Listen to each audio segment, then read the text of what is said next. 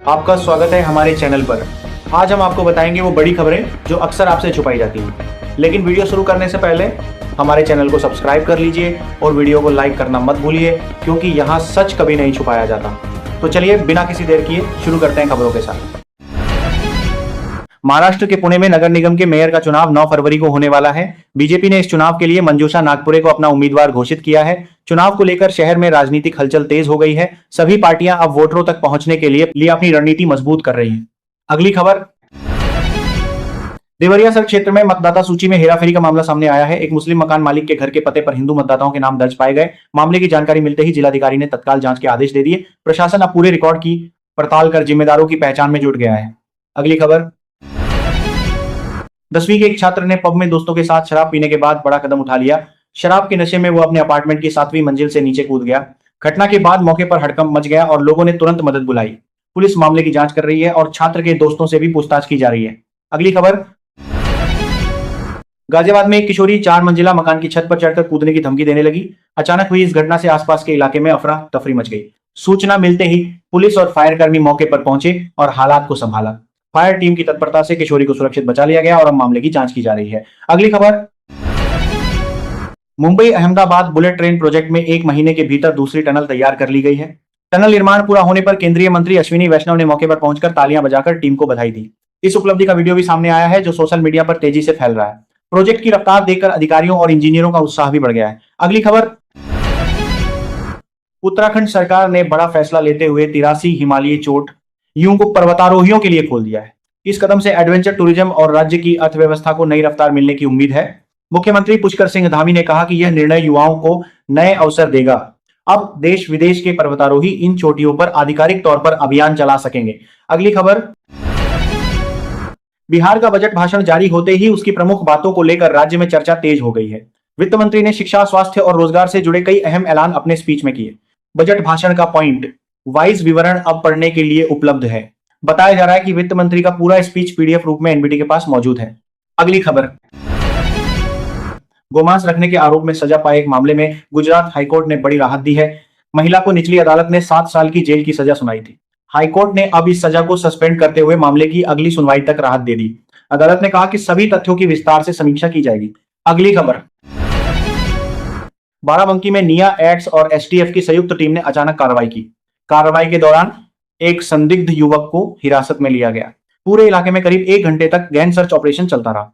एजेंसियां अब युवक से पूछताछ कर आगे की जानकारी जुटा रही हैं। अगली खबर,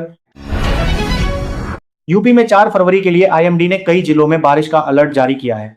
कहीं कहीं हल्की धूप भी निकल सकती है, जिससे दिन में गर्मी बढ़ने के आसार है। मौसम विभाग ने हवा की रफ्तार में बदलाव की भी संभावना जताई है। लोगों को सुबह शाम ठंड से बचाव और दिन में बदलते मौसम पर नजर रखने की सलाह दी गई है। अगली खबर, राजस्थान विधानसभा में वन्य जीवों से हुई मौत के मामलों पर चर्चा हुई। सरकार ने मृतक परिवारों को 10 लाख रुपए की आर्थिक सहायता देने का ऐलान किया। साथ ही ओरण और खेजड़ी जैसे पर्यावरण और जल संरक्षण के मुद्दे भी सदन में उठे। विधायकों ने कहा कि इन नीतियों से ग्रामीण और वन्य जीवों दोनों को संतुलित संरक्षण मिलेगा। अगली खबर, मुख्यमंत्री मोहन यादव ने सिंहस्थ 2028 को लेकर बड़ा ऐलान किया है। आपदा किम पट्टी के मामले में बाबा महाकाल की नगरी में भव्य टेंट सिटी बनाई जाएगी, जहां श्रद्धालु ठहर सकेंगे। इस तैयारी से प्रशासन और पर्यटन विभाग की तैयारियां भी तेज हो गई हैं। सीएम ने कहा कि यह आयोजन सुविधाजनक और सुरक्षित रूप से संपन्न कराया जाएगा। अगली खबर, उन्नाव कस्टोडियल डेथ केस में दिल्ली हाईकोर्ट ने बड़ा फैसला सुनाया है। कुलदीप सिंह सेंगर की अपील पर अब रोजाना सुनवाई होगी। अदालत ने कहा कि तेज सुनवाई से मामले में जल्दी निष्पक्ष निर्णय संभव होगा। 2038 सुनवाई के इस फैसले से पीड़ित परिवार और संबंधित पक्षों की निगरानी बढ़ जाएगी। अगली खबर, राज्य के बजट पर रोहिणी ने तीखी प्रतिक्रिया दी है। उन्होंने इसे आंकड़ों की बाजीगरी वाला खोखला पुलिंदा करार दिया। रोहिणी का कहना है कि बजट में आम जनता के लिए ठोस योजनाएं नहीं दिखाई देती। वहीं सरकार ने अपने बजट को विकास और सामाजिक कल्याण पर केंद्रित बताया। सरकार ने अपने बजट को विकास और सामाजिक कल्याण पर केंद्रित बताया।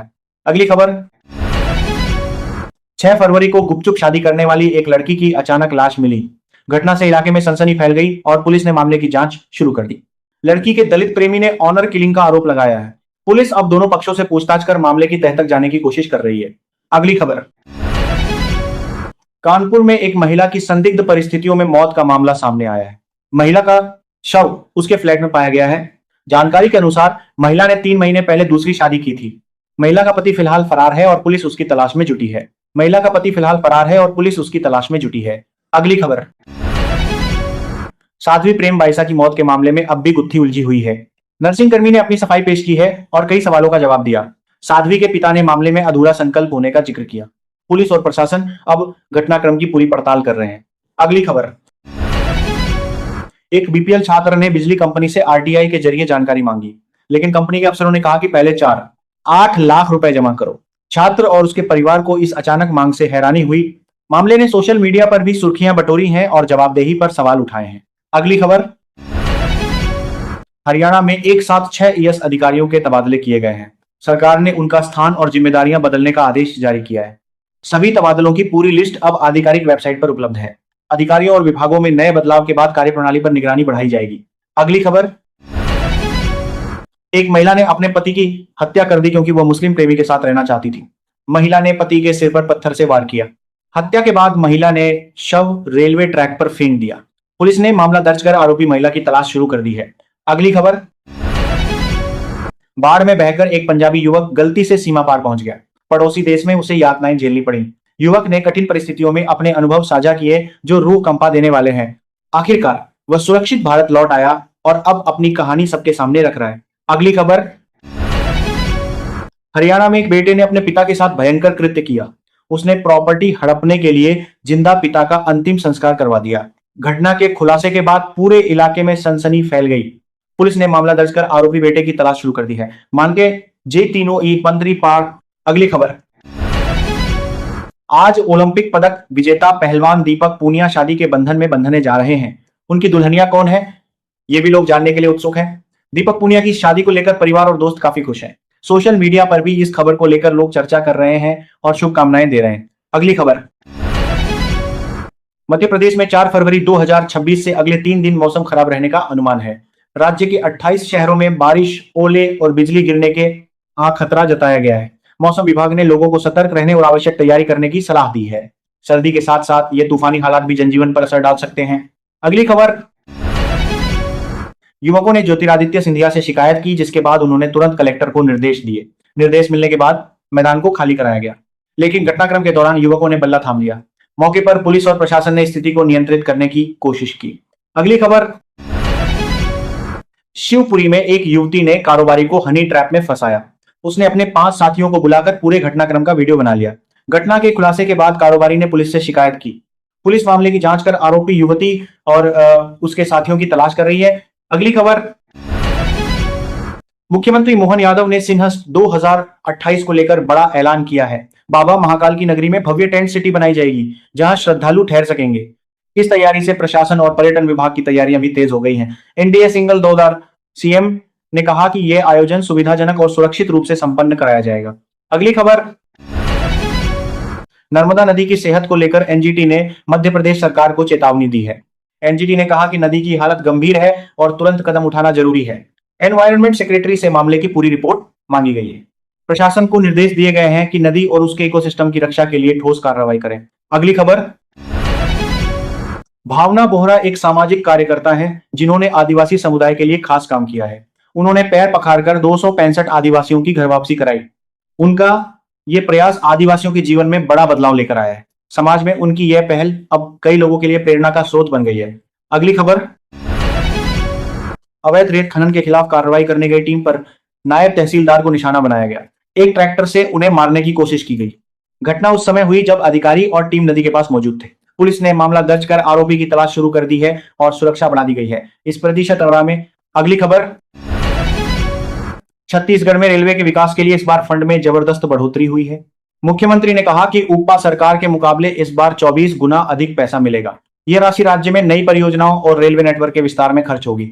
सीएम ने इसे छत्तीसगढ़ की प्रगति और यात्रियों की सुविधा बढ़ाने वाला कदम बताया। संसद में बजट बहस जारी। संसद में वित्त बजट पर आज भी बहस जारी रही।